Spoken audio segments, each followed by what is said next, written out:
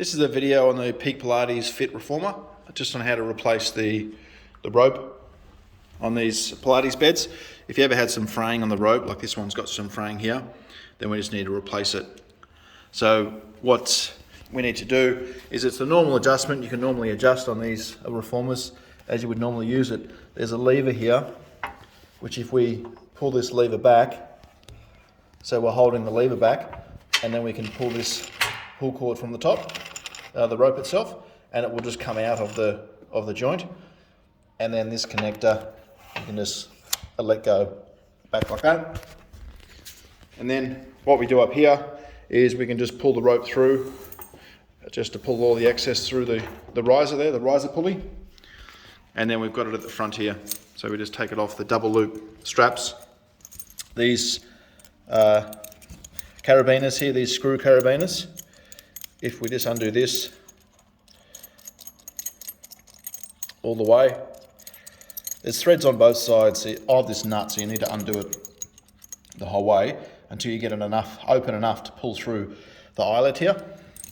And then what we can do is we can hook we actually take the carabiner off the old rope, and then this one here is the new rope. So I would just loop that through there, loop it back through the double loop handle, and then tighten this up again. Again, tightening it through the first thread.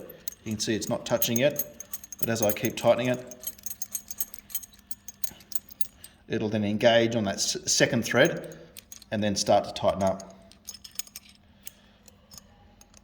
And you just want to have it firm. Keep tightening it up until it gets to the very end.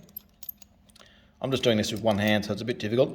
But when you get to the very end there, that's tight enough. What you might want to do if these carabiner loops are actually coming loose, you could get like a pair of pliers or something on the end here, or a screwdriver or something, and hold it through the carabiner on an angle here, and then get a spanner the correct size for this, and then just tighten it up just to get a little eighth of a turn nip up, just to make sure that's firm, so then it won't come undone as people are using it.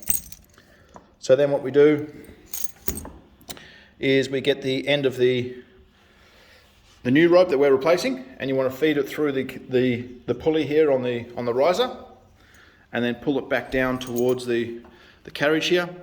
And then we want to put the new rope back through the hole. When you initially put it through the hole here, it's going to hit this adjuster clip underneath here again. So if we pull this open, and then if I feed that down, you can see the rope come down, and then you can let this clip go and it will just rest on the rope. And this is like a slide pull clip, so if I pull it down, it's easier to pull this down like this, but then from the top here, this clip will grab onto the rope so it holds it. So there might be a section along this rope here where this clip here is rubbing on the rope, so it might start to wear or fray the rope a little bit from that point, but we shouldn't really be getting any fraying on the rope towards the end of this. If I pull this rope through, just so it's firm like that, and so it looks nice and neat for the users. You can pivot this around so the ropes aren't tangled, and then that's how the rope should be set up. So it's just firm on there. You've got the springs set at the back that's hooked on, just one or two springs hooked on there, so it'll hold a bit of tension on this, and then your excess rope just stays on the ground here.